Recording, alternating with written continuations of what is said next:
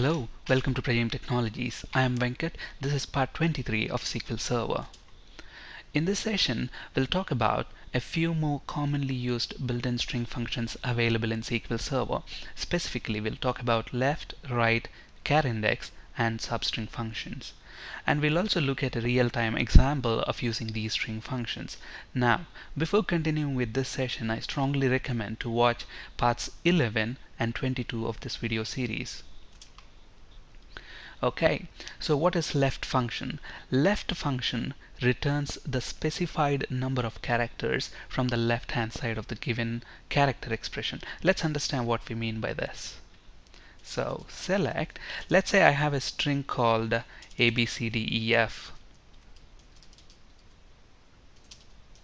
Okay, now what I want to do is I want to retrieve the first 3 characters from the left hand side of the string. Okay, so I can use the left function for that. Okay, so select left, and if you look at the IntelliSense that is available in SQL Server, it is expecting an expression of type nvar_char. So let's pass this there. Okay, and then the next parameter is the number of characters that you want from the left hand side of this expression. Let's say I want 3 characters, so when we try that we should get ABC. On the other hand, if you want maybe 4 characters, just pass in 4, you should get get D as well.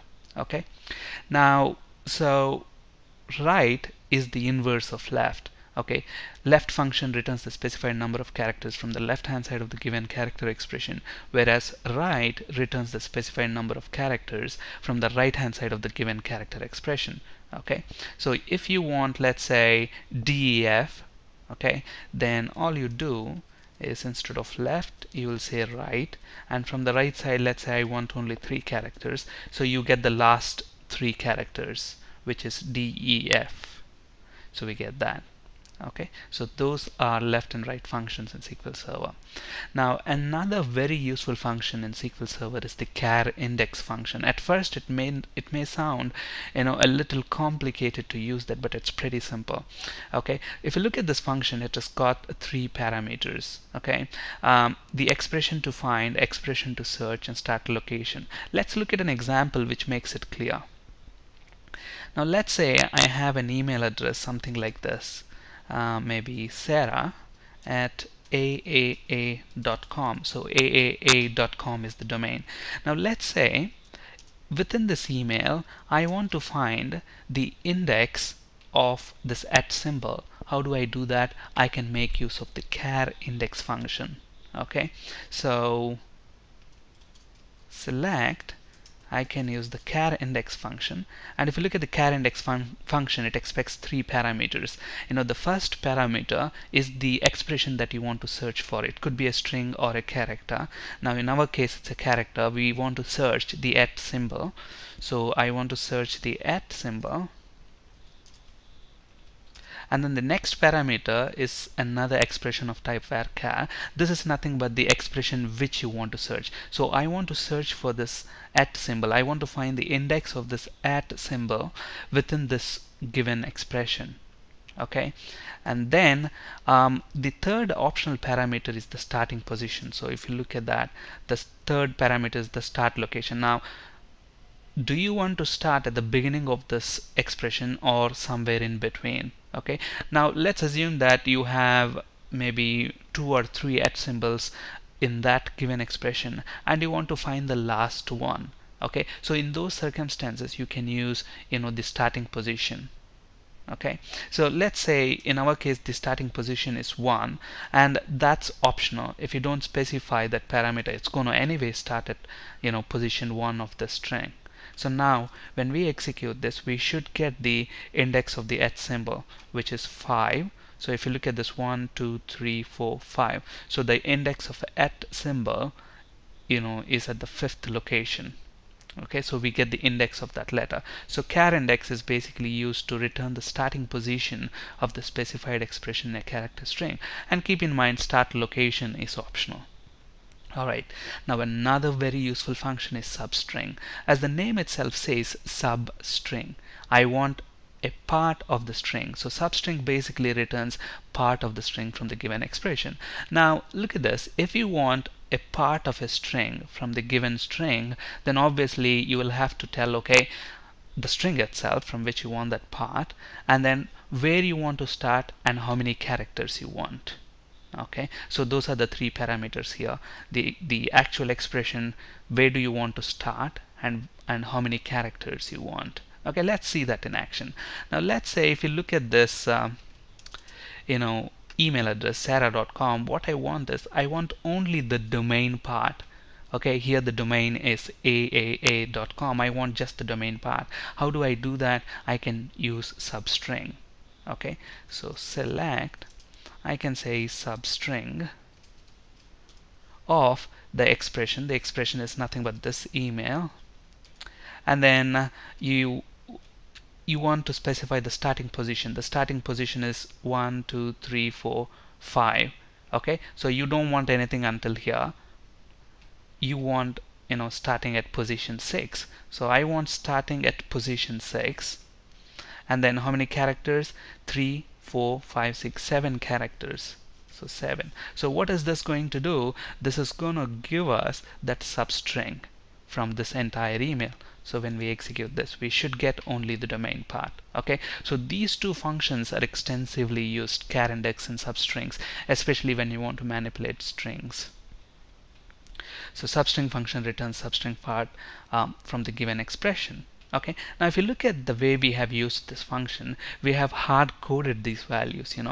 At which position do you want to start, and how many characters do you want. Now if you remember, we want to start at, how did you say that? We want to start at position 6, because the @ symbol starts there. We have counted that, and then we specified, okay, after the @ symbol position, from that position onwards, we want the substring.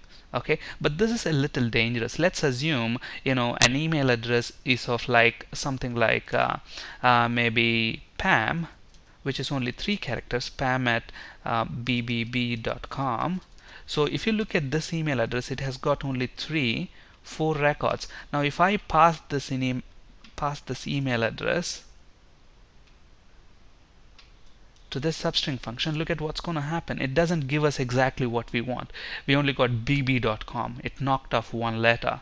That's because you want to start, you want the substring from 1 2 3 4 from the 5th location. Okay, but here it's the 6th location that we have specified. Now when we do this, we get that correctly. So that's the issue with hard coding. So instead of hard coding, what you can do basically, you can use this CHARINDEX function, which will calculate the index dynamically. So you want the CHARINDEX of whatever. So I want the CHARINDEX. Here it is pam at bbb.com. So instead of hard coding that, we can just pass the email address. And now when we execute this, we should get the same result, except that, okay, and another thing, look at this, since we have hard coded that, okay, and if you look at this one, we are actually getting rid of M, and we got this extra letter @ symbol there. And to get that, because we don't want to start at that position, instead we want to add 1, because the CHARINDEX of @ symbol will give you 1 2 3 4, but you don't want to start at 4th location, you want to start at 5th location. So add 1 to that. So now when you execute this, you should get what you expect. Okay, and similarly you can also dynamically calculate the number of characters you want. How can you calculate the number of characters you want within that string? Look at this. In this string, I want to start at this location.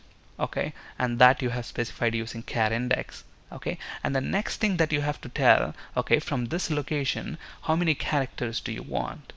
Okay, now if you want to get the total number of characters that are available here, don't you think if you get the total length of this string and then subtract the CHARINDEX of @ symbol, because the CHARINDEX of @ symbol, what will it give you? It will give you 1 2 3 4, and the total length 4 plus 7 11.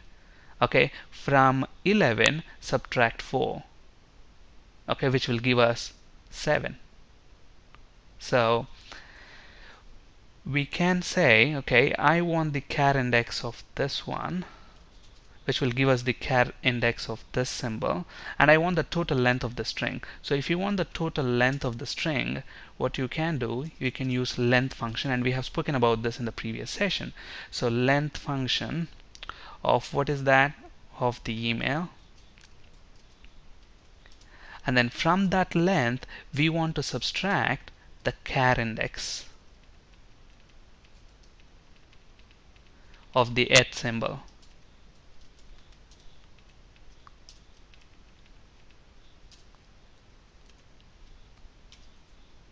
Okay, so now if we execute this, now we don't have those values hard coded. Now this select statement should work with any emails. Look at that, we get the exact same output. Now at the beginning it may sound a little complex, okay, there are a lot of function calls here, and it sounds a lot of confusing, but trust me, it's very simple if you understand how char index, substring, and length function works. It's just that instead of hard coding the values, we are calling one function inside another function. Okay, now this forms the basis for the simple real-time example that we have. Let's say I have our employees like this, the first name, last name, and their email, and I want the total by domain. Okay, for example, in gmail.com, how many users are there with gmail.com domain, how many users are there with aol.com.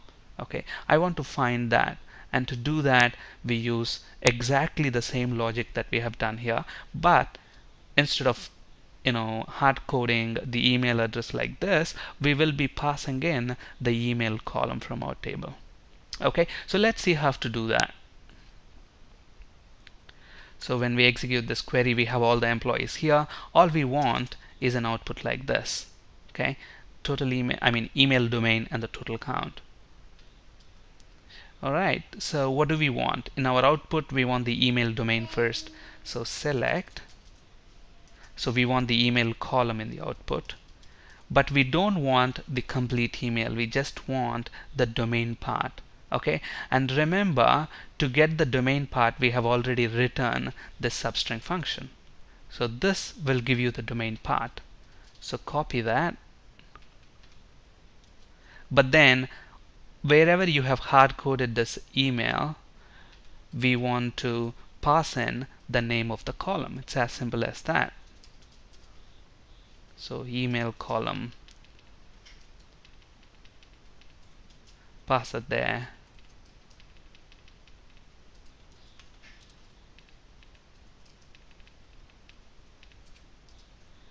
Okay, so from where we want, from TBL employee table. Okay, so when we execute that, we should get all the domains, and you want to give a meaningful name for that as email domain maybe. So when we execute that, we get the email domain, but we are getting all of the domains. Now if you have watched part 11 of this video series where we have spoken about group by, now it should be pretty simple to group those emails by the domain right now. You can just group them by this particular column and you're done. So the next thing that we want is the count of employees. Count of maybe email as total. And then since you are using count aggregate function, you want to use group by. So I want to group by this expression.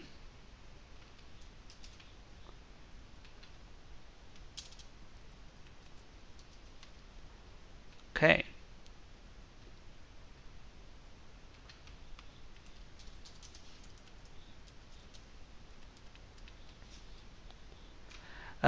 Invalid column name, count of email. Okay, so you should get the output that we expect, email domain and the total. Okay, and there are other ways of achieving this one, but since we are talking about string functions, I thought it's better to use those functions and achieve this output. On this slide, you can find resources for ASP.NET and C# interview questions. That's it for today. Thank you for listening. Have a great day.